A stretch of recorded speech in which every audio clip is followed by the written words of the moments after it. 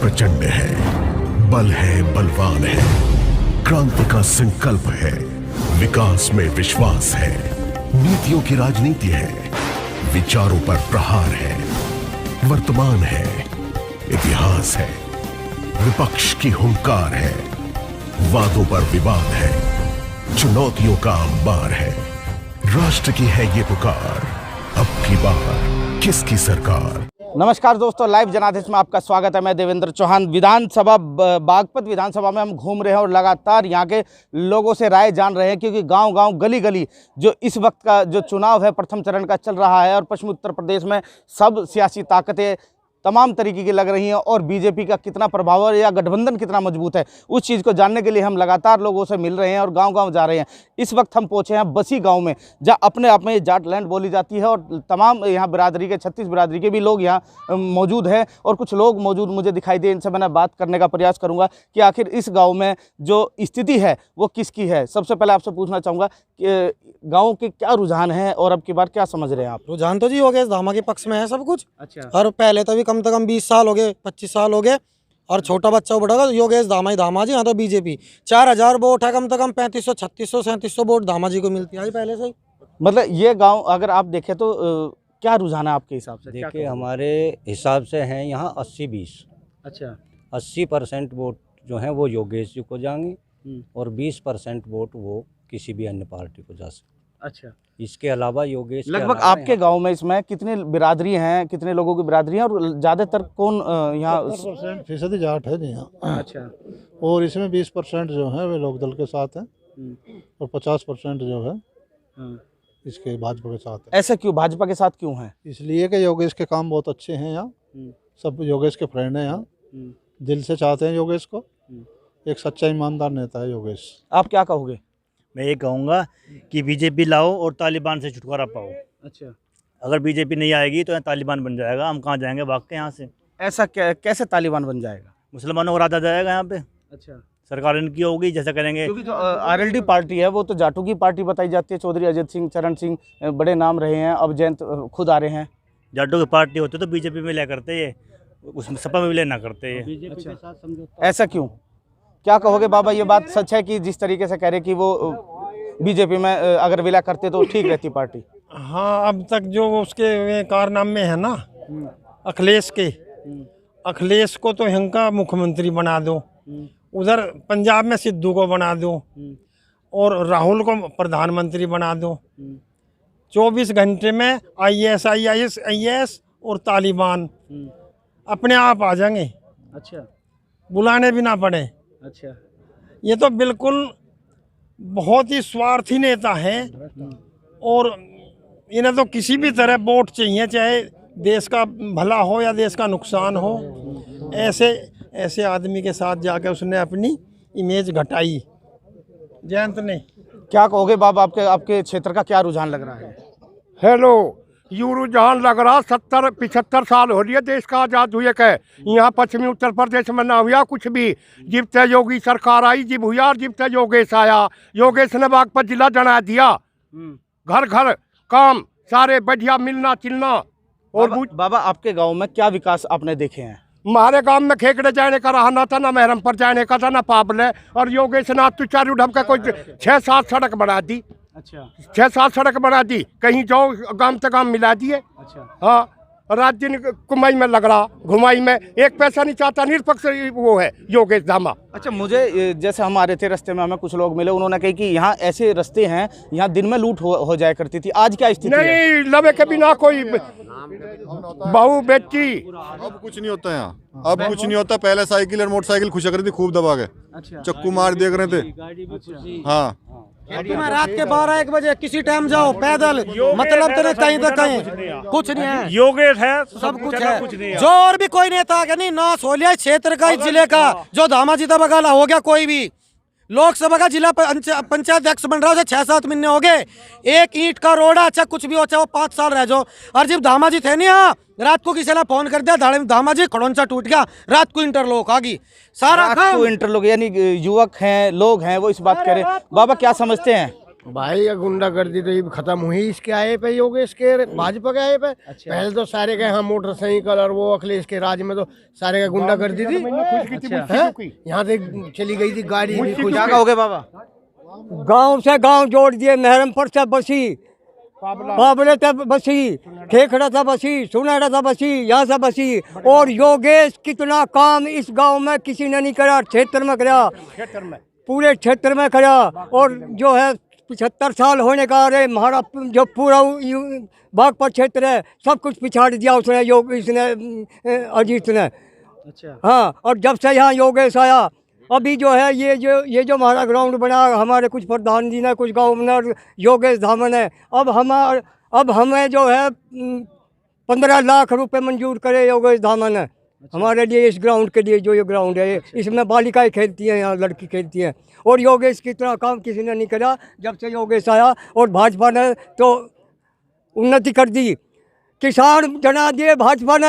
अच्छा ये बताओ बाबा एक बात बताओ, जैसे अभी ये बता रहे हैं जो विपक्ष है, जब से भाजपा आई, विपक्ष ये बोल रहा है जब से भाजपा आई, बिजली 24 घंटे 18 घंटे बिजली रही, 18 घंटे बिजली दे रही हमें भाजपा सरकार। और जो हमारे बिल भी तो मोटे मोटे आ रहे हैं, क्या रे बिल भी तो कह रहे हैं बहुत मोटे आ रहे हैं। हमें कोई परेशानी नहीं, जी हाँ 24 घंटे बिजली मिलेगा, हमें के देने में के वो है परेशानी, हमें कुछ नहीं देने में। पहले 2 घंटे आते हम खेत में पड़े रहते, 1 घंटा चले थे। हाँ, अब हम घरों सो रहे, बटन दबा रहे, बिजली चल रही है। अच्छा बाबा एक बात बताओ, सपा सरकार या फिर रालोद के नेता जो हैं वो खड़े होकर ये कहते हैं कि इनका जो ये खुले सांड घूम रहे, गाय घूम रही, किसानों का नाश कर दिया, ये सच है या गलत है? ये जो है गौशाला बना दी भाजपा ने, और जो 330 रुपये रोज एक पशु दे रहे हैं, एक पशु के 30 रुपये दे रहे, और उनका बड़ा अच्छा इंतजाम हो रहा। और नहीं तो गाँव में कुछ भी नहीं, सब कुछ उजाड़ देते ये। अच्छा तो ये भाजपा ने तो करा और किसी ने करा। हाँ, गांव में गौशाला है, गांव में गौशाला है, यानी गांव में रास्ते हैं, गौशाला है, ग्राउंड है बच्चों के लिए, बालिकाओं के लिए, लड़के के लिए, सब कुछ है। युवाओं के लिए क्या समझते हैं? अच्छा है जी, मानना योगेश धामा बहुत अच्छा है, बिल्कुल। ये बता रहे इस सरकार में इनके युवाओं को कोई रोजगार नहीं मिला? क्यों नहीं मिला जी? आज हम लॉकडाउन लग जाओ, हम भूखे थोड़ी मर जाएंगे। कहते हैं नोटबंदी होगी, नोटबंदी में कौन भूखा मरा? अच्छा अब करे 1-2 लाख रुपए वहाँ पड़े और मिले, हमें सूर्य नीचे देख के चला करता, हमें तो कहीं ना मिले। अच्छा हमें आज तक कहीं नहीं मिले। आज हमें 25, 30, 35 साल हो गए नौकरी करते हो। पहले वहाँ खेड़े वाले रास्ते पर खुद जाया करते थे इनके जमाने में, आज हम खुजते नहीं। इस सरकार के 5 बढ़िया काम आपके याद हो तो बताएं। बीजेपी सरकार के सबसे बढ़िया काम, एक तो गुंडावाद खत्म हो गया और कार्य भी अच्छे हो रहे हैं। और ये हमारा जो खेकड़ा से लेकर शामली तक रोड बना, इसमें कम से कम 2.5-3 घंटे का लगता था। गड्ढा मुक्त सरकार बनी है ये तो। और बाकी इसके साथ साथ गौशाला का इन्होंने निर्माण करा, गौशाला खुलवाई है। और बिजली 18 घंटे रहती थी। मेडिकल कॉलेज बाबा जिस तरीके से आपने देखा है, आपने बहुत सरकारें देखी हैं, और बागपत को आरएलडी का गढ़ बताया गया था कभी के समय में, और कुछ लोग तो आज भी कहते हैं गढ़ है। उस गढ़ में आज देखने को मिल रहा है कि बीजेपी का परचम लहरा रहा है। इसका मुख्य कारण क्या है? इसका है विकास जी। अच्छा, इसका मुख्य उद्देश्य विकास है। हमारे क्षेत्र में बीजेपी ने विकास किया, बीजेपी ने विकास के कार्य किए जिसको लेकर लोग संतुष्ट है। राष्ट्रीय लोकदल के नेताजी जो हैं इस एरिया में 5 साल में एक बार मुश्किल से दिखे थे। अच्छा, वो चुनाव के समय हाँ, अक्सर कहा जाता है कि पैसे लेना आवे थे, देने आवे थे कुछ पैसे।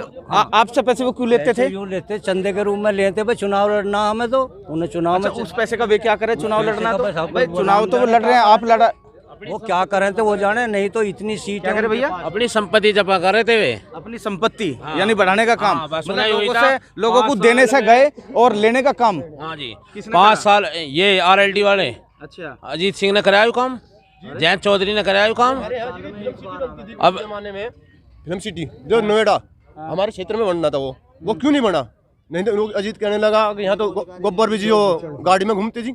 अच्छा, लोग बाग कौन सा वोट दे रहे थे फिर उसको? अजीत सिंह ने बताओ, इसने नोएडा वहाँ बनवा दिया। बाबा एक बात बताओ, आप बागपत बसी के निवासी हो, अजीत सिंह के समय से अच्छे से जानते होंगे, आप क्या मुलाकात अजीत सिंह से करी आपने? 1954 में चौधरी चरण सिंह आए थे हमारे गाँव में, ठीक, वो बात मैं बताने चाह रहा। उसने तो थोड़ा सा विकास दिया यहाँ, और बाकी जब से ये अजीत आया उसके बाद में जो है इसने कोई विकास नहीं करा। हमारे जो नौजवान है ये है सब कुछ। जयंत अपने आप को कहते हैं कि जाटों का अकेला नेता है, और वो आप भी जाट हैं, या इस क्षेत्र में कितना आया जयंत चौधरी? जी हमारे मान लिया हम बीमार हैं और हमारा पता लेने नहीं आता तो हमारा क्या नेता है?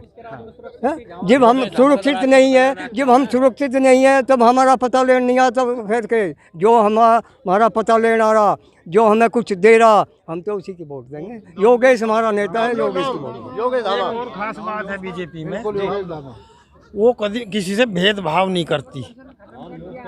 मुस्लिमों को भी उतना ही दिया जितना हिंदुओं को, और भयमुक्त प्रदेश दिया, विकास इतना किया। बाबा मजदूरों के लिए क्या समझते हैं? यहाँ के जो मजदूर तबका है, जो निचला तबका है, क्या मैं कुम्हार हूँ जी, हाँ प्रजापति हूँ जी, मैं अच्छे काम कर रहा हमारे योगी धामा जी। अखिलेश की सरकार में तो हमारी ये सहारनपुर वाला सड़क है जो उसके पेड़ भी बेच के खा गया, गरीबों का कह दिया उन्होंने। जो भर्ती करा था खुद अपने बच्चों का कर लेता, हम तो गरीबी आदमी की हित्ता करी उनने। आज बच्चे हमारे गांव का 4-4 जगह नंबर आ रहा है उनका, पढ़े लिखे की बात है। विपक्ष ये कह रहा है कि लोगों को राशन तक नहीं पहुंच रहा। राशन का हमने नहीं चाहता, राशन राशन हमें तो धामार योगी चाह हमें तो। जिस गाड़ी पे सपा का झंडा समझो उसके अंदर गुंडा। बात अपने मुंह से आज ये गुंडे बन रहे हैं। हमारा नेता तो योगेश धामा है, हम तो योगेश धामा के देंगे जी वोट। छोटा तबका सारा। अच्छा ये बताओ, इस गांव में मेरे हिसाब से सबसे ज्यादा किसान हैं, किसान मजदूर एक ही है। उनको जो किसान सम्मान निधि जो 2000 रुपए मिलती है वो मिल रही है? राशन बराबर मिल रहा है, महीने में 2000 भी। अजीत सिंह तो खो दिया मुलायम सिंह ने, जयंत के खो दिया अखिलेश। सबसे बड़ा परिवार है राजनीति में मुलायम सिंह का। ये चाहे किसी का उभर जा, कोई ये नहीं चाहते। इन्होंने हर सीट पे अपने कैंडिडेट है, हर जगह रालोद पे झगड़ेबाजी है। सिवाड़ खास में देख लो, वहाँ भी जट्टू गैल सारे बदमाश ठरके इन्होंने, सारे बदमाश। और ये थोड़ा चाहे जयंत का निखर जा, जयंत कुछ हो जा, जयंत की राजनीति खत्म करनी चाह रहे हैं ये हमारे वाले। ये और समझ नहीं रहे। जयंत को अगर देखे, आरएलडी के पास है कोई सीट, सांसद विधायक हैं आपके नॉलेज में? उनके पास कोई है? कोई भी ना जी। तो खत्म तो कहीं ना कहीं अगर देखा जाए तो वो वैसे ही है। और रही बात जो थोड़ा बहुत अस्तित्व है, यानी वो भी खतरे में है साफ तौर पर, जैसे आप बता रहे हैं। आजम खां के परिवार में 3 सदस्य हैं जो जेल में से आए अभी, तीनों फार्म भर रहे हैं अलग अलग क्षेत्र से। ये है परिवारवाद, इसको खत्म करना चाह रहा मोदी। परिवार है वो है नाई हसन जो नुका जट्टू का पिटेंगे और वोट लेंगे। जो हमारा कैंडिडेट हार गया भूस भरेंगे और वोट देंगे। जो आज भी नहीं जाग गए ना ये, तो फिर कभी नहीं जाग गए। जिस तरीके से यहाँ आपने देखा, युवक और बुजुर्ग तमाम यहाँ लोग खड़े हैं और गांव के जिम्मेदार लोग हैं, और इन्होंने साफ तौर पर विकास की बात को लेकर, विकास को बढ़ावे की बात को लेकर बीजेपी सपोर्ट जो है उसको दे रहे हैं। और जो यहाँ के प्रत्याशी हैं बीजेपी से, योगेश धामा, उनका साफ तौर पर नाम लिया कि वो ज़मीनी हकीकत ये है कि वो लगातार इस क्षेत्र में और लोगों से मिलते रहे हैं और लगातार काम करते हैं, और काम और विकास की बात साफ तौर पर इन लोगों ने बताई है, जिसको लेकर ये अपना एक नारे में कह रहे हैं कि साफ तौर पर क्या कह रहे हैं? योगेश धामा नेता नहीं है, हमारा भाई है। भाई है जी वो, यानी नेता नहीं भाई कहा है साफ तौर पर। तो अब देखने वाली बात होगी कि 10 फरवरी को जब चुनाव होगा, कितने बड़े बहुमत से योगेश धामा यहाँ से सीट निकालते हैं वो वक्त बताएगा। कैमरा सहयोगी के साथ देवेंद्र चौहान, लाइव जनादेश बागपत।